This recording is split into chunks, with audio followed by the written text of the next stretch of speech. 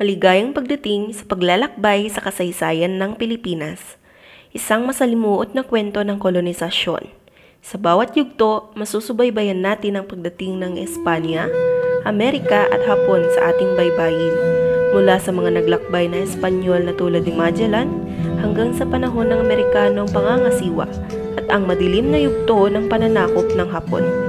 Ang mga pangyayari na nagbukas at nagbago ng landas ng ating bayan. Handa ka na bang tuklasin ang mga lihim at aral na itinanim ng bawat kolonyal na puwersa sa kaharian ng perlas ng silanganan? Sumama ka sa ating paglalakbay at alamin ang kakaibang kwento ng Pilipinas. Ako ang kasama ninyo, si Marjorie Orby, BS Criminology 1A. Ngayon, unahin natin ang kolonisasyon ng Espanyol sa Pilipinas na nangyari noong ika-16 na taon. Ang unang pagdating ng mga Espanyol sa Pilipinas ay nangyari noong 1521 sa ilalim ni Ferdinand Magellan. Gayunpaman, ang pangmatagalang kolonisasyon at pagtatatag ng kolonya ng Espanya sa Pilipinas ay nagsimula noong 1565 sa ilalim ng pangunguna ni Miguel Lopez de Legazpi.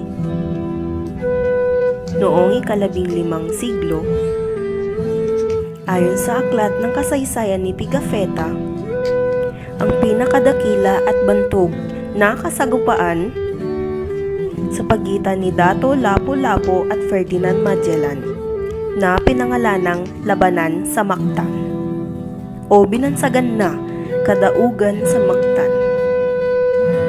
Nagsimula ang lahat ng ang barkong galyon ni Ferdinand Magellan na naatasang maglayag sa pangkaragatang ekspedisyon na nagmula sa Espanya ay dumaong sa Cebu. Kinaibigan ni Magellan si Raho Mabon ang pinuno ng tribo. Nagawang mahikayat ni Magellan ang pamayanan ng tribo sa Cebu upang sila ay mabinyagan sa Kristyanismo. Sa kabila ng kanilang layunin na magsanib puwersa, may di pagkakaintindihan sa pagitan ni Magellan at Lapu-Lapu. Nang umabot ang mga Espanyol sa baybayin na Mactan, nagkaroon ng pag-aalsa mula kay Lapu-Lapu at ang kanyang mga sundalo laban sa kanilang grupo. Sa kasaysayan ng labanan sa Mactan, si Magellan ay nasugatan ng mga sibat ng mga katutubo at nang magtagumpay ang mga ito, siya ay napatay sa gitna ng sagupaan.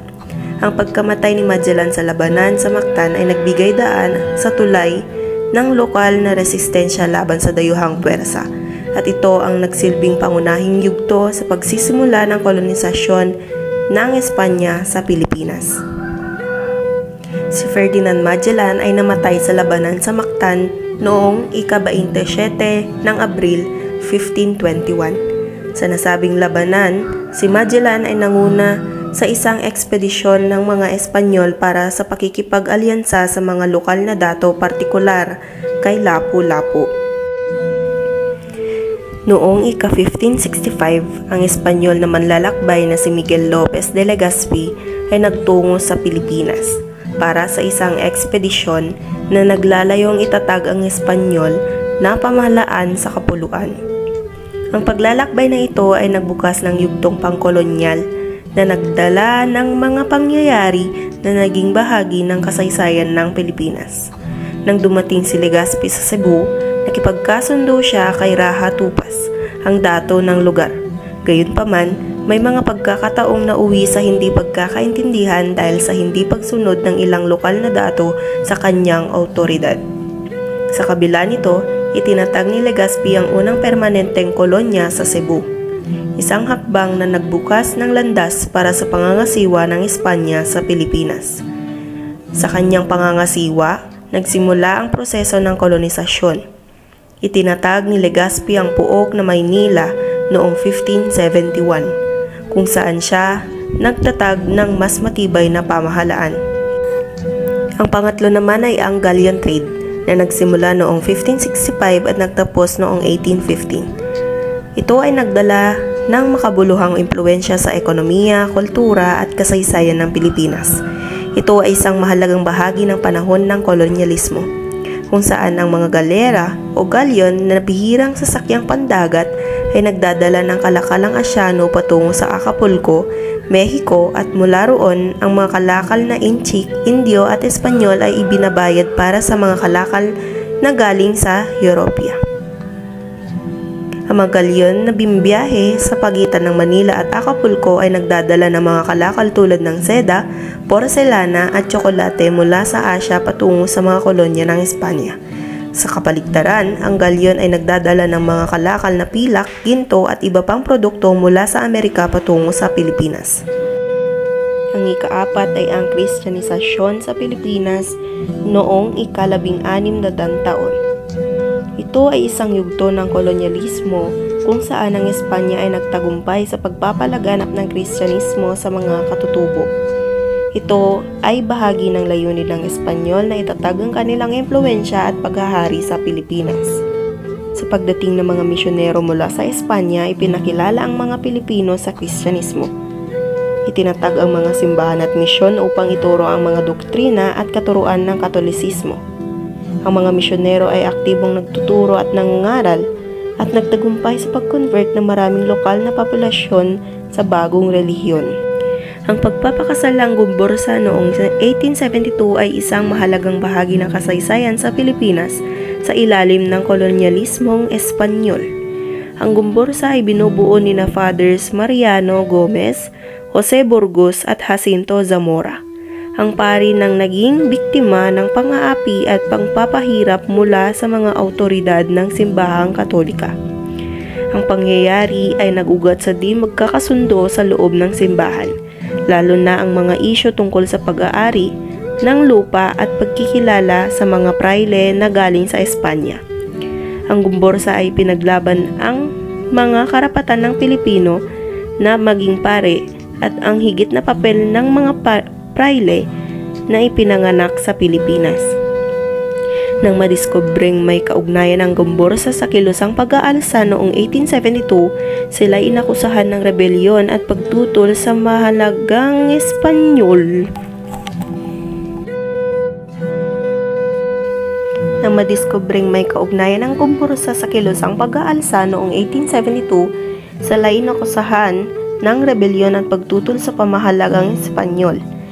Sa isa sa pinakamabilis na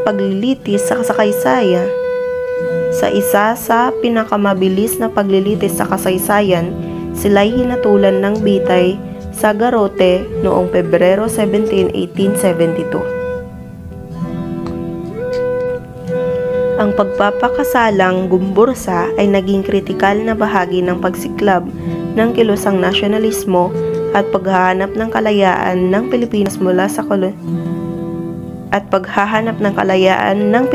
mula sa kolonyalismong Espanyol.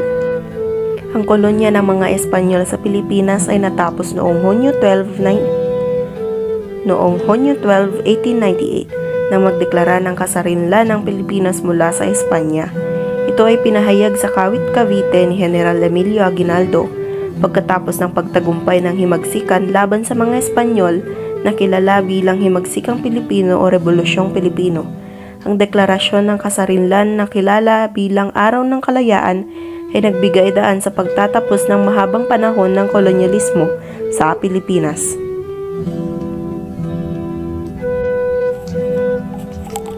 Hindi natapos sa kolonyalismo ng mga Espanya sa Pilipinas ang paghihirap ng mga Pilipino, kundi may sumunod din dito, kundi ang American colonization sa Pilipinas. Ito ang mga 5 mahalagang nangyari sa kolonisasyon ng mga Amerikano.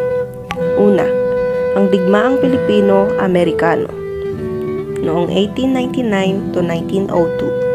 Sumiklab ang laban ng mga Pilipino laban sa Amerikano matapos ang digmaang Espanyol-Amerikano. Bagamat itinuturing ng Amerika ang kanilang pangangasiwa sa Pilipinas bilang benevolent assimilation, nagresulta ito sa pag-aalsa ng mga Pilipino para sa kasarinlan. Ang laban na ito ay nagtagal hanggang 1902 at naging bahagi ng masalimuot na yugto ng kasaysayan. Ang pangalawa ay ang Batasang Commonwealth noong 1935. Itinatag ang Batasang Commonwealth ng Pilipinas noong 1935 na nagbibigay ng mas malawakang autonomiya sa bansa, subalit nananatili pa rin sa ilalim ng pamumuno ng Amerikano. Si Manuel L. Quezon ang naging unang pangulo ng Commonwealth at ang yugtong ito ay naging hakbang patungo sa kasarinlan ng Pilipinas. Ang ikatlo ay ang ikalawang digmaang pandaigdig noong 1941 to 1945. Naranasan ng Pilipinas ang digmaan nang sakupin nito ang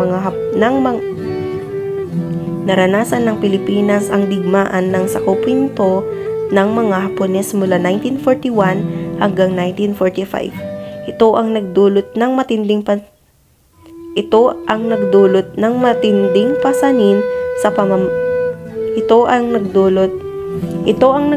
matinding pasanin sa mamamayang Pilipino at ang pinagmulan ng Bataan Death March sa tulong ng mga pwersa ng mga aliado, lalong-lalo na ng mga Amerikano.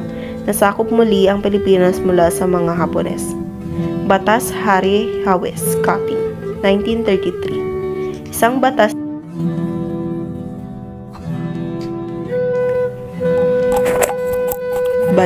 Harry-Hawes-Katting noong 1933. Isang batas na itinakda ng Amerika na naglalayong magbigay ng landas patungo sa kasarinlan ng Pilipinas. Ngunit tinutulan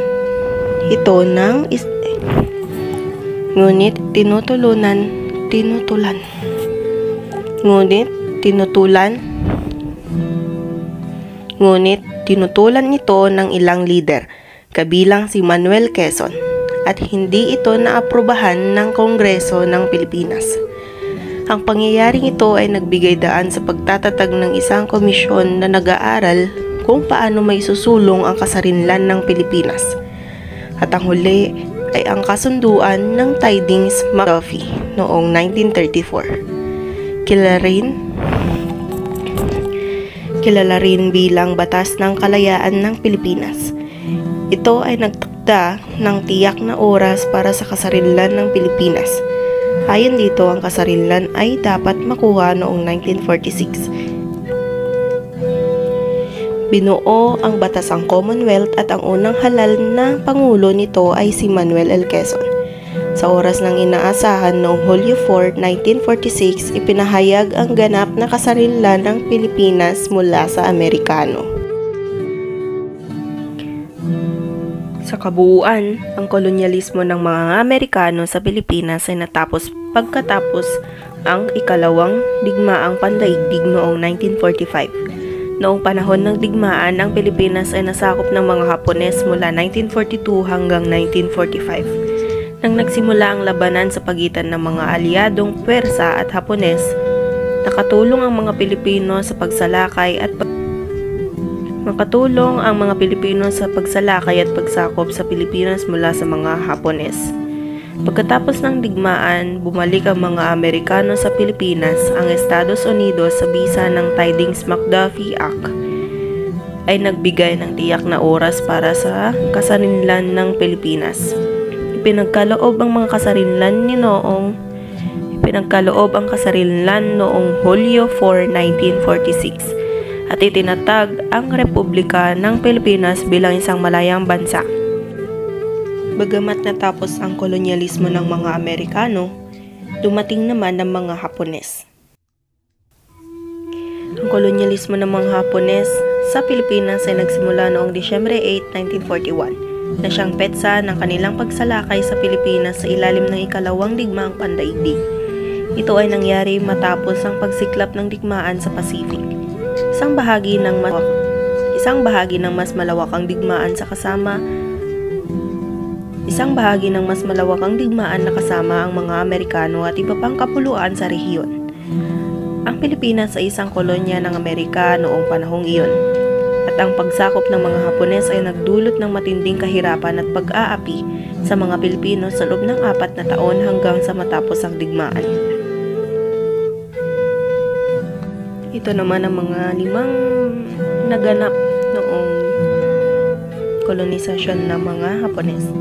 Una, ang ang paggapi sa Bataan noong 1942. Matapos ang ilang buwang paglaban, sumuko ang mga Persa ng Amerika sa Pilipinas sa Bataan noong Abril 9, 1942. Ito ay nagresulta sa Bataan Death March, kung saan libo-libong Pilipino at Amerikano ang pinaalimura at ipinadala sa mga kampo ng konsentrasyon ng mga Hapones. Ang ikalawa naman ay ang pagsiklab ng digmaan sa Pacific noong 1942, noong 1941 to 1945. Ang pagsiglab ng digmaan sa Pacific noong 1941 ay nagdala ng pwersa ng Hapones sa Pilipinas. Hinukupuan nila ang bansa at nagsimula ng pamamahala na itinuturing na pahirap at pag-api sa mga mamayan. Ang ikatlo naman ay ang pagsibak sa Kabisera noong 1945. Noong 1945, ang Pilipinas ay sinakop ng mga Amerikano mula sa mga Hapones. Ang labanang ito ay nagkulang sa kanilang pagpabalik sa kalayaan. Ngunit, nagbigay daan ito sa muling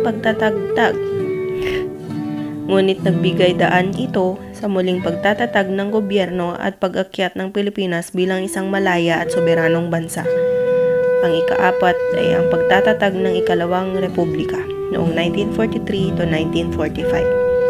Ang mga Hapones ay tinatag ang ikalawang republika ng Pilipinas noong 1943, isang marionetang pamahalaan na kontrolado nila. Subalit, hindi ito tunay na kinikilala ng maraming Pilipino at lumaban pa rin ang ilang grupong gerilya laban sa mga Hapones. Ang huli ay ang kaguluhan at disturbansya. Ang pananakop ng mga Hapones ay nagdulot ng maraming kaguluhan at kahirapan sa mga Pilipino. Kasama na rito ang pahirap, gutom at kawalan ng kalayaan. Marami sa mga Pilipino ang sumapi sa kilusang gerilya laban sa mga Hapones, at ito ay nagtagumpay sa pagdating ng mga Amerikano upang palayain ang Pilipinas mula sa pananakop. Ang kolonyalismo ng mga Hapones sa Pilipinas ay natapos noong Agosto 15, 1945 nang magdeklara ng kapitulasyon ang Hapon sa ikalawang digmaang pandaigdig. Ito ay matapos ang pagbomba ng mga Amerikano sa Hiroshima at Nagasaki na humantong sa pagtugis at pagsabak ng Hapon. Ang kapitulasyon ay nagtapos sa 4 na taon ng pananakop at pang-aapi ng mga Hapones sa Pilipinas.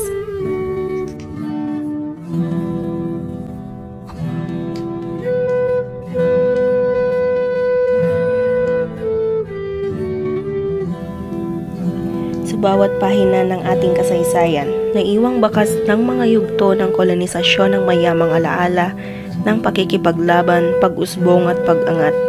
Ang mga pagtatangkang pang-aapi at pagsasakripisyo ng ating mga ninuno ay nagbigay daan sa kasarinlan at identidad ng Pilipinas. Sa pagbabahagi ng mga kwento ng pakikibaka at pag-usbong, naway magtagumpay tayo sa pagbibigay halaga at pagpapayaman sa ating kahulugang pang-nasyonal. Ang pag-usbong ng Pilipinas ay hindi lamang isang kwento ng pagsulat, kundi ang pagtutok ng ating bayan sa pag-asa at kinabukasan na naghihintay sa bawat isa sa atin. Muli, ako si Marjorie G. Orby, BS Cream 1A.